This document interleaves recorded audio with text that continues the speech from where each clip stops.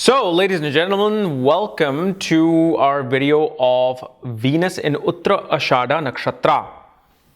And what happens when Venus is in the sign of Capricorn or Sagittarius or Capricorn, okay? And in the Nakshatra of Uttarashada in your particular horoscope. And as always, if you do not know where Venus is placed, what sign it's in, what nakshatra it's in, all the other astrological details, and my nakshatra readings. For that, check out the links here. Check out my full astrological report, my books, reports, consultations. Now, let's get started with Venus in Uttarashada Nakshatra. So, Uttarashada Nakshatra spills from 2640 of Sagittarius to 10 degrees of Capricorn zodiac sign. And this is a nakshatra that is represented by the planks of the bed. And this nakshatra is controlled by the Devta Vishvadeva, who is the god of the world, pretty much the supreme god. Now, I know it gets confusing, yes. Is Vishnu the god? Is Krishna the god? Is Shiva the god? Is Brahma the god? Who's the god? What's happening? It's just that there's one source energy, Vishnu, and these are all the, branches of hundreds and thousands of branches of Vishnu. But the thing is, this is a very godly nakshatra. Very godly nakshatra.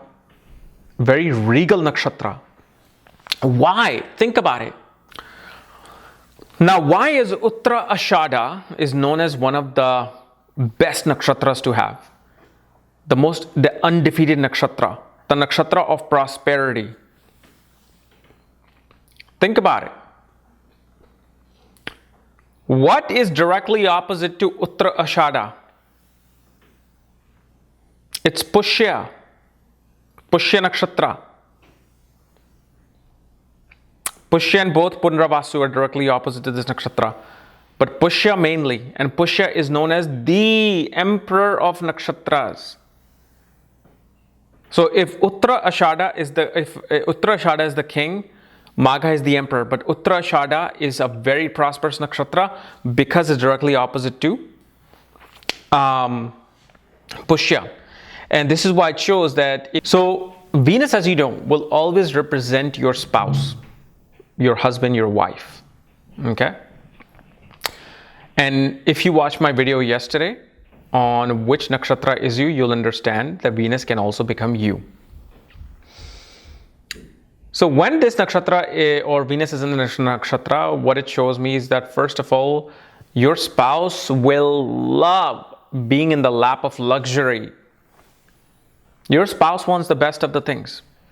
They want the finest of cars, finest of, watches, finest of home, finest of things, finest of food.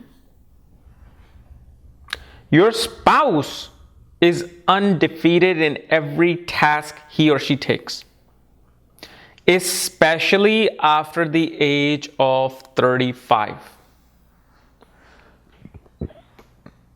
Because remember what this nakshatra represents. Later victory. Okay?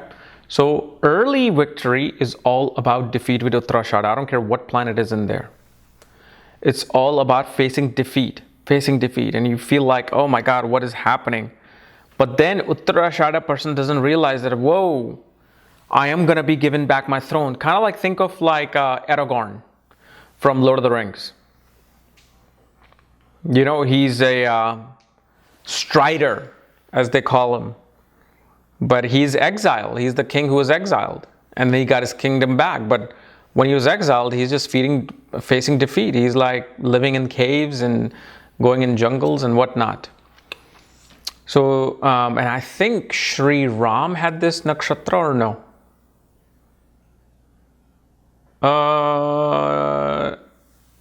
No. And I apologize. Magha is not directly opposite to Uttarashada. It's actually Pushya.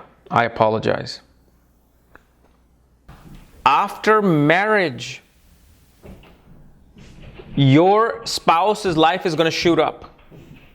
They're going to be at a throne, CEO, CFO, some big head of some organization Whoever comes after them, they will be defeated.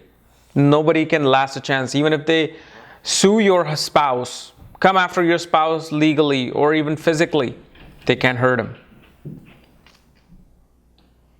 Now, obviously nobody's immortal, okay? They go through their ups and downs.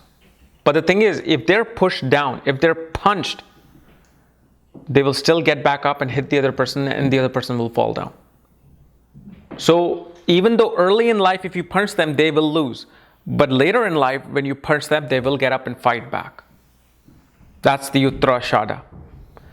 And one of the most important things we see with Uttarashada is your spouse will be fond of gold, loves collecting gold. For them, gold is like just everything. And they are brilliant communicators. They become very good at taking the authority through communication.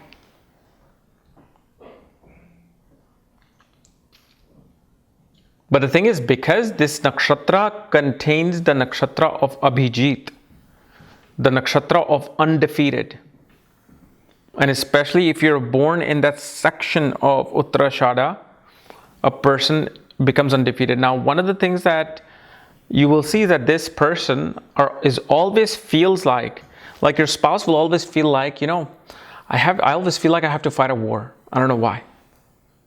Like Purvashada, remember what I said in Purvashada? It's a very similar nakshatra. This is the pair.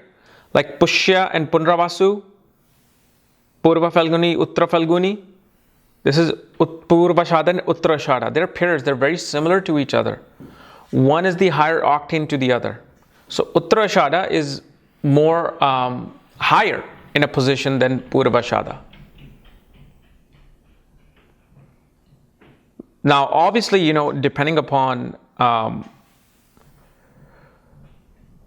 the padha of the Venus and where Venus is placed, we'll be able to see a whole lot more, with this nakshatra.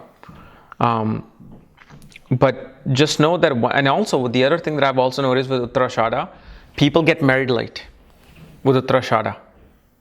Why? Think about it, what I just said. Later victory. What is Venus? Love, marriage, commitment, devotion. You find all of these things later in life. Just like when I talked about with Jyotish. Okay? So guys, this is my analysis of Venus in Uttarashada Nakshatra. If you're new to my channel, subscribe below. And if you want to know where your Venus is placed, all the other astrological details, my books, reports, and Nakshatra readings, check out the links here. Otherwise, we'll see you later. Bye-bye.